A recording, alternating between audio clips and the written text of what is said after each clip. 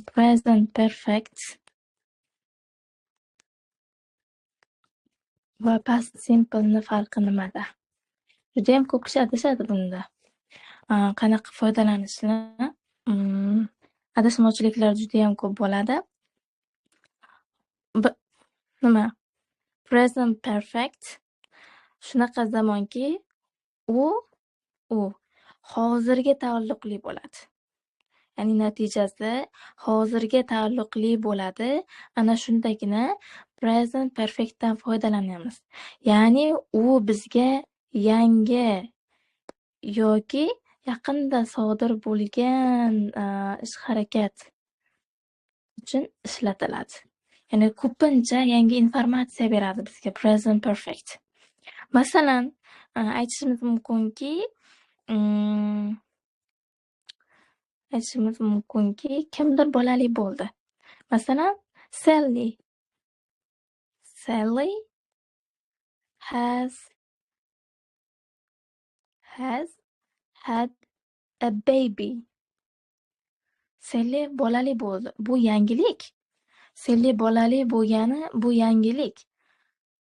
Ya'ni aytamiz-ku, paloncha bolali bo'ldi, tabriklab qo'y deganda, mana shunda present perfectdan foydalanamiz.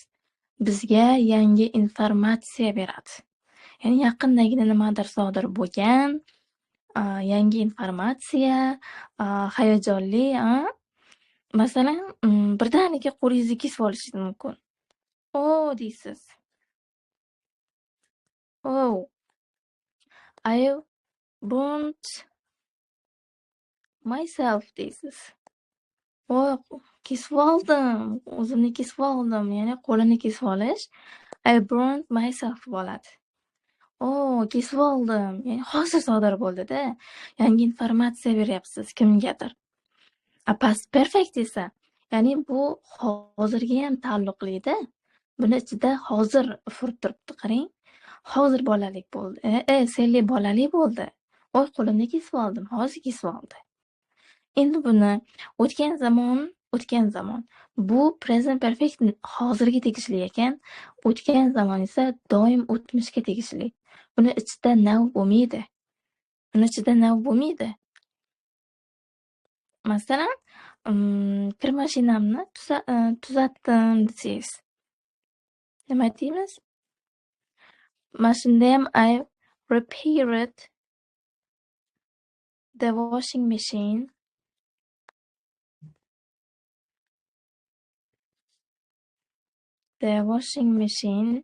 Men kir mashinamni tuzatdim desangiz. Mana shunday holatda ham o'tmishda foydalana olasiz, lekin men bu yerda I repaired desangiz ham bo'lar ekan. Ya'ni bu yangilik sifatida aytsangiz, men kir mashinamni tuzatdim, avval ishlamayotgandi. Shunga tuzatganini xabar beryapti. Yangilik new or recent happens. O'shandagina mana shu yerda now bo'layotgan holatda mana shu present perfectdan foydalanasiz. Yana o'tmishda, masalan, o'tmishda aytishimiz mumkinki, mening onam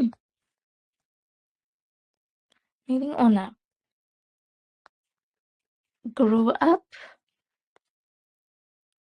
in Italy desak. Mana onam Italiyada tug'ilgan. Bu umuman nowga tegishli holat emas-da. Bu o'tmish. Mening onam tug'ildi demaymiz-ku. Ya'ni onasi Italiyada tug'ilgan, necha yillardir oldin, necha 10 yilliklar oldin o'tmishda tug'ilgan. Mana bu o'tmish. Hozirga taalluqli bo'lsa, present perfectdan foydalanamiz. Keyingisi, endi ikkinchi holati vaqt ravushlari bilan foydalanilishi. Ko'pincha present perfectning agar ko'radigan bo'lsangiz, vaqt ravushlari today, this morning, this morning bo'ladi yoki this week, this year, ya'ni this bilan keladi ko'pincha. Keyin masalan for yoki since, already, ya'ni kun bo'yi degan so'zlar ham bor. All day degan so'zlar bilan ham keladi. Mana shu present perfect. Past simple esa past simple ning alomati yesterday, vaqt ravshlari ago, yana qaysilar bor edi? 2 days ago, ya'ni masalan on bilan keladi yoki on Sunday, dushanbada, yakshanbada ma'lum bir vaqtlar bilan keladi. Keyin last ham bor edi. Last summer, last year, last week degan so'zlar, ya'ni vaqt ravshlari bilan keladi. Masalan, bularga gap tuzib ko'radigan bo'lsak, bu hafta yomg'ir yog'madi deymiz. It has not rained this week. Bu hafta yomg'ir yog'madi. Qarang, mana bu yerdagi this morning, this week, ya'ni this so'zi kelyapti. Ko'ryapsizmi? Ko'pincha present perfect bo'ladi bu. Agar mana endi boshqa misolga qaraydigan bo'lsak, o'tmish. It did not rain last week. O'tgan hafta yomg'ir yog'madi. Mana bu this bilan last umuman zamonni o'zgartirib yuboryapti. Last nimaga tegishli ekan? Past simple ga tegishli ekan. Tushunarli bo'ldimi? Vaqt ravshlari ham juda ham katta narsani hal qiladi.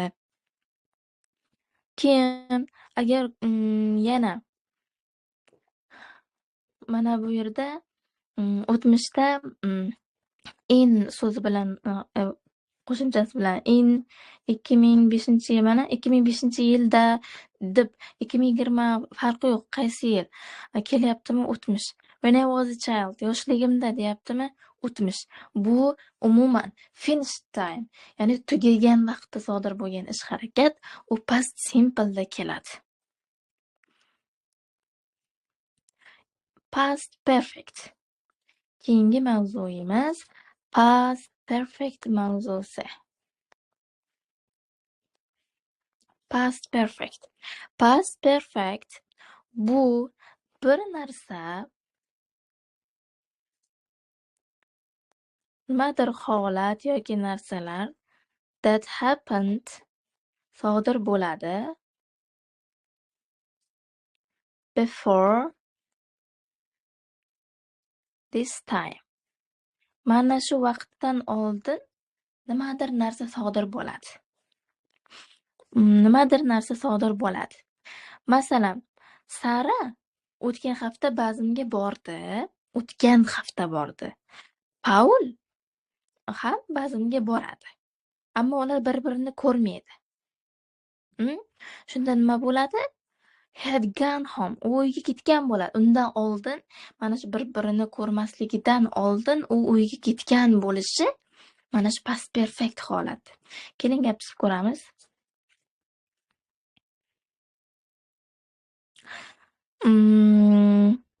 Masalan, when bilan ko'pincha when qism birinchi holati past simple bo'ladi.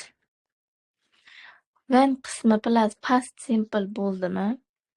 Uning ikkinchi qismi mana bu birinchi gap. Uning ikkinchi qismi past perfect da bo'ladi. Past simple da bo'ladigan holati ham bor. Gapga qarab past perfect da bo'ladi.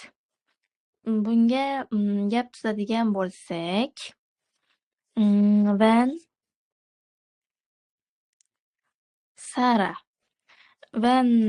Sarah arrived at the party, Sarah bazmga yetib kelganda, qarang, Sara birinchi harakatimiz Sara bazmga yetib keldi. Qarang, siz masalan bitta tug'ilgan kun deylik, siz tug'ilgan kunga bordingiz. Siz birinchi tug'ilgan kunga bordingiz. Lekin undan oldin nima bo'ldi? Undan oldin Paul had already gone home. Undan oldin Paul uyga ketgandi. Siz qaysidir tug'ilgan kunga bordingiz, lekin sizni bitta dugonangiz sizdan oldin ketib qolgandi. Ana shu holatni gapirilyapti. Mana shu before deyiladi. Ya'ni qandaydir bitta ish harakatdan oldin sodir bo'ladi. Tushunarli? Birinchi ish harakat o'sha oldin sodir bo'lgani past perfectda, keyin sodir bo'lgani past simple'da berasiz. Tushunarli bo'ldi, ha? Yana bitta gap tuzib ko'ramiz.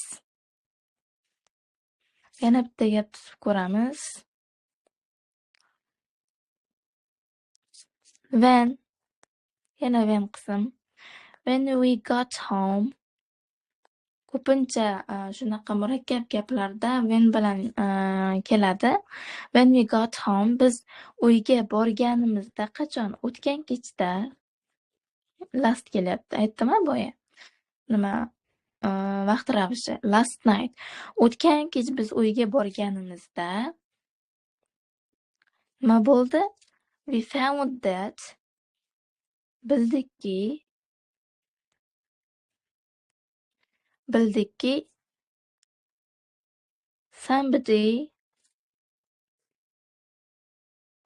somebody had broken, sindiribdi, into the flat.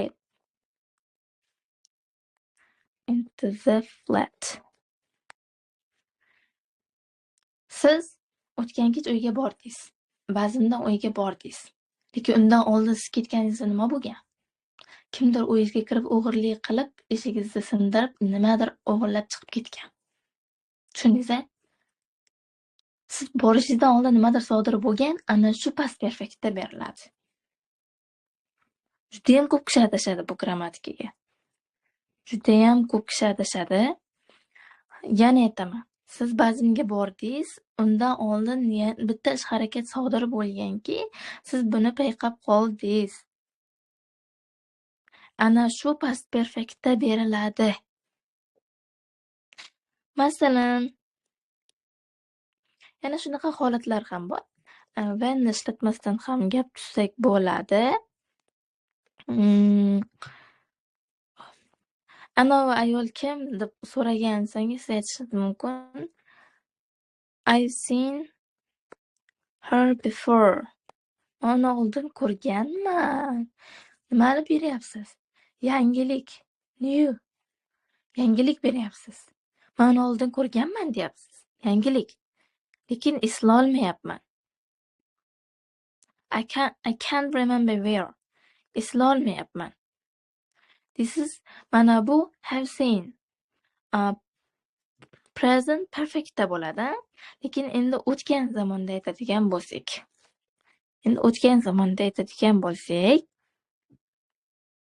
Siz aytasiz, I wasn't sure. Men emasman. Who he was. Bitta erkakni ko'rdingiz, u kimligini bilmaysiz, kimligini bilmayman deyapsiz. Mana bu birinchi qism o'tgan zamonda bo'ldimi, undan oldin kelgan ish harakat albatta past perfektda bo'ladi. Keyin siz aytasizki, I had seen, men ko'rganman uni oldin. Mana birinchi qism o'tgan zamon va undan oldin nima ish harakat bo'ladigan bo'lsa, mana past perfektda beriladi. Endi tushunarli bo'ldi. Masalan, mashqini ko'ramiz.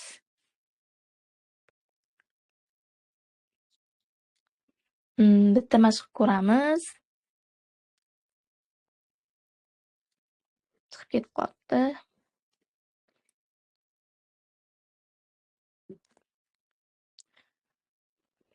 Mana bu yerda mana qarayapti-ku, ofis mana qarayapti-yu, ofis bo'm-bo'sh. Ko'ryapsiz, ofis bo'm-bo'sh. Undan oldin nima bo'lgan? Undan oldin nima bo'lgan? Everybody had gone home bo'ladi. Agar hamma ketdi deb hozirni beradigan bo'lsak, everybody has gone home bo'ladi. Mana bu yerda agar is emas was bo'ladigan bo'lsa had gone bo'ladi. Agar is bo'lsa has gone bo'ladi. Keyingisi telefon. O'tganki senga telefon qilmoqchi edim deyapti. I mean to call you last night. Qilmoqchi edim. Lekin undan oldin nima bo'lgan? Telefon qilmoqchi bo'lgan, lekin undan oldin I had forgotten. Unutib qo'ydim. Unutib qo'ygan ekanman. Telefon qilmoqchi edim o'zi degan bo'lasiz.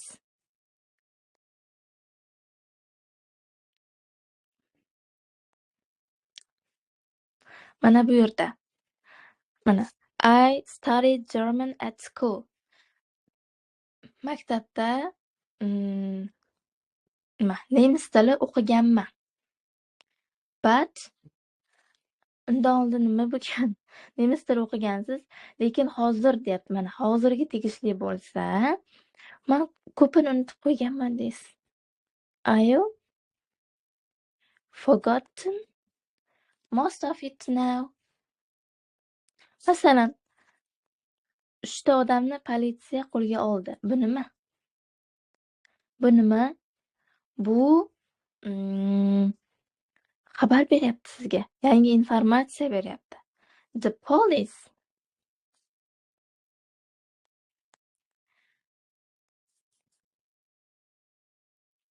have arrested 3 people.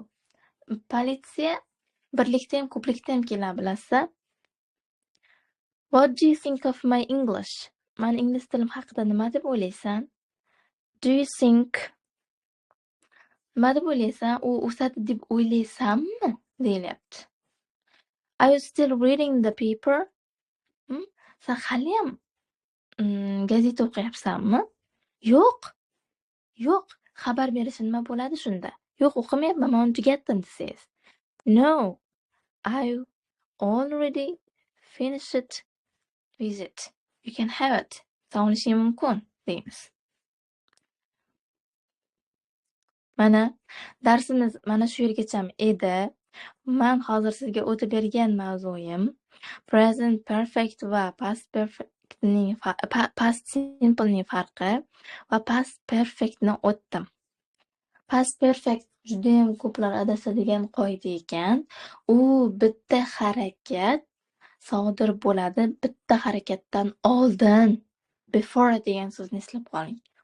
Bitta harakatdan oldin sodir bo'ladi. Ayniqsa vaqt ravushlari ko'p narsani hal qilar ekan. Present perfect now, ya'ni hozirga tegishli bo'lib, today, this morning, this year, this week, for, since, all day kabi so'zlar, ya'ni vaqt ravushlari present perfect ga tegishli bo'lar ekan, chaqiradi ko'pincha.